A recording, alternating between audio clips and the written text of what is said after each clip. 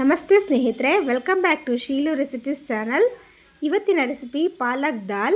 ಈ ದಾಲನ್ನು ನಾನು ಯಾವ ರೀತಿ ಮಾಡಿದೆ ಅಂತ ವಿಡಿಯೋ ನೋಡ್ಕೊಂಡು ನೋಡಿ. ನಾವು 2 ಥರ ಬೇಳೆ ತೊಗೊಂಡಿದ್ದೀನಿ. ಹೆಸರು ಬೇಳೆ ಮತ್ತು ತೊಗರಿ ಬೇಳೆ 2 ತೊಗೊಂಡಿದ್ದೀನಿ. ಅರ್ಧ ಲೋಟದಷ್ಟು ಇದನ್ನು ಹಾಕ್ತಾಯಿದ್ದೀನಿ. ಇದನ್ನ ತೊಳ್ಕೊಂಬಂದು ಇದನ್ನು ತೊಳೆದು ಬೇಯಕ್ಕಾಗಿ ನೆನೆಸಿಟ್ಬಿಡ್ತೀನಿ. ಸ್ವಲ್ಪ ಹೊತ್ತು ನೆನೆಸಿಟ್ಟಿರ್ತೀನಿ. ಸ್ವಲ್ಪ ಇದಕ್ಕೆ ಬೆಳ್ಳುಳ್ಳಿ ಸೇರಿಸ್ತಾಯಿದ್ದೀನಿ ಮತ್ತು ಎಣ್ಣೆ ಸೇರಿಸ್ತೀನಿ. 1-2 ಸ್ಪೂನ್ ಎಣ್ಣೆ. ಇದನ್ನು ಬೇಯಕ್ಕೆ ಇಡ್ತೀನಿ. ಇವಾಗ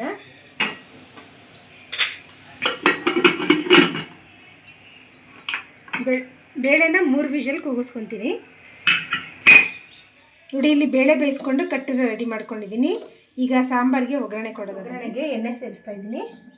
ಮೊದಲಿಗೆ ಸ್ವಲ್ಪ ಎಣ್ಣೆ ಸೇರಿಸ್ತಾ ಇದ್ದೀನಿ ಸಾಂಬಾರಿಗೆ.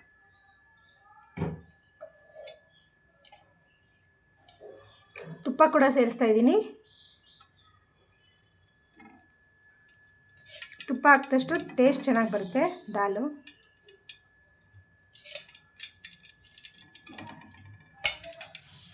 ಎಣ್ಣೆ ಕಾದಿದೆ. ಈಗ ಸಾಸಿವೆ ಸೇರಿಸ್ತಾ ಇದ್ದೀನಿ.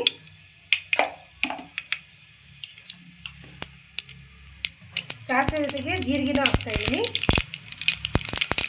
ಸ್ವಲ್ಪ ಜೀರಿಗೆ, ಕರಿಬೇವು,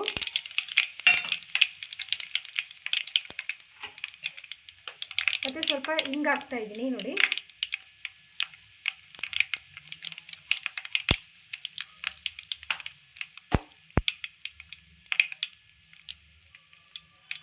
ಇಲ್ಲಿ ನಾನು 3 ಹಸಿಮೆಣಸಿನ್ಕಾಯಿ, 1 ಈರುಳ್ಳಿ ಮತ್ತು 2 ಟೊಮೊಟೊನ ಕಟ್ ಮಾಡಿ ಇಟ್ಕೊಂಡಿದ್ದೀನಿ. ಇದನ್ನು ಹಾಕ್ತಾ ಇದ್ದೀನಿ.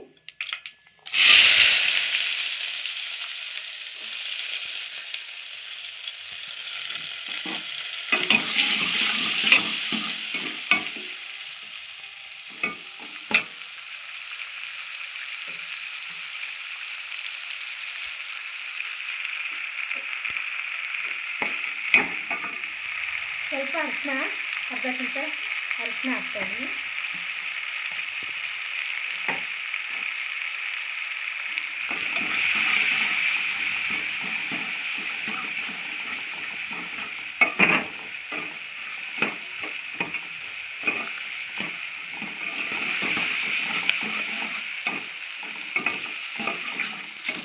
ಈಗ ಟೊಮೊಟೊ ಸೇರಿಸ್ತಾ ಇದ್ದೀನಿ. ನೋಡಿ,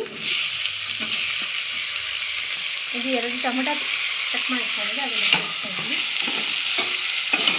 ಟೊಮೊಟೊ ಬೇಗ ಮೆತ್ತಗಾಗೋಕ್ಕೋಸ್ಕರ ಬೇಯೋಕ್ಕೋಸ್ಕರ ನೋಡಿ ಉಪ್ಪನ್ನ ಇವಾಗಲೇ ಹಾಕ್ತಾಯಿದ್ದೀನಿ ಸಾಂಬಾರಿಗೆ.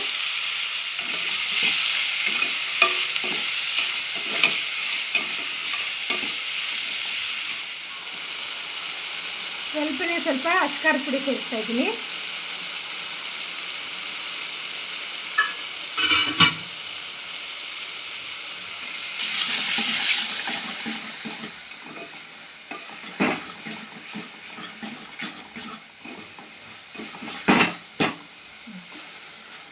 ಟೊಮೊಟೊ ಚೆನ್ನಾಗಿ ಬೆಂದು ಸ್ಮ್ಯಾಶ್ ಆಗಬೇಕು. ಚೆನ್ನಾಗಿ ಅಲ್ಲಿವರೆಗೂ ಹುರ್ಕೊತೀನಿ. ಇದನ್ನು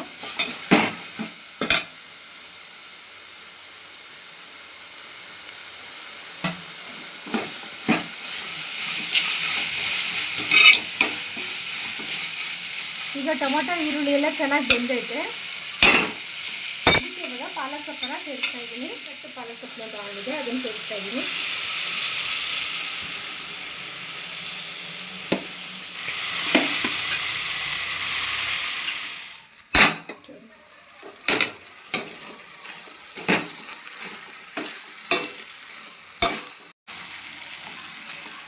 ಪಾಲಕ್ ಸೊಪ್ಪು ದೊಡ್ಡದು 1 ಕಂತೆ ಹಾಕಿದ್ದೀನಿ, 1 ಕಟ್ಟು ದೊಡ್ಡದು ಹಾಕಿದ್ದೀನಿ. ಇದನ್ನು ಬೇಯಬೇಕು 1-2 ನಿಮಿಷ. ಇದು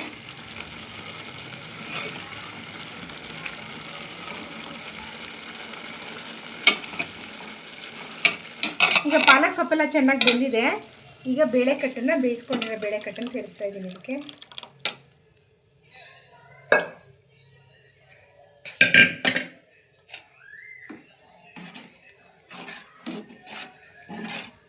ಇದಕ್ಕೆ ಸ್ವಲ್ಪ ನೀರು ಹಾಕ್ತೀನಿ, ಗಟ್ಟಿಯಾಗಿದೆ. ಈಗ ಇದಕ್ಕೆ ಸ್ವಲ್ಪ ನೀರು ಸೇರಿಸ್ತಾ ಇದ್ದೀನಿ.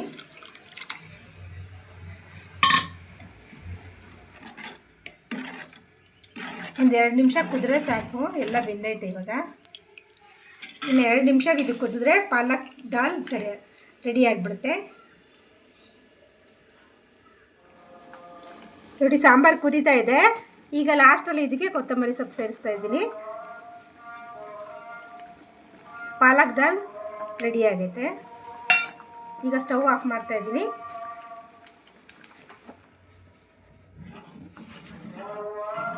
ಪಾಲಕ್ ದಾಲ್ ನೋಡಿ ಇಷ್ಟು ಈಸಿಯಾಗಿ 10 ನಿಮಿಷದಲ್ಲಿ ಮನೇಲಿ ಮಾಡ್ಕೊಳ್ಬೋದಾದಂಥ ಪಾಲಕ್ ದಾಲ್ ರೆಡಿಯಾಗಿದೆ. ಬಿಸಿ ಬಿಸಿ ಅನ್ನದ ಜೊತೆ ತಿಂದರೆ ಸೂಪರಾಗಿರುತ್ತೆ.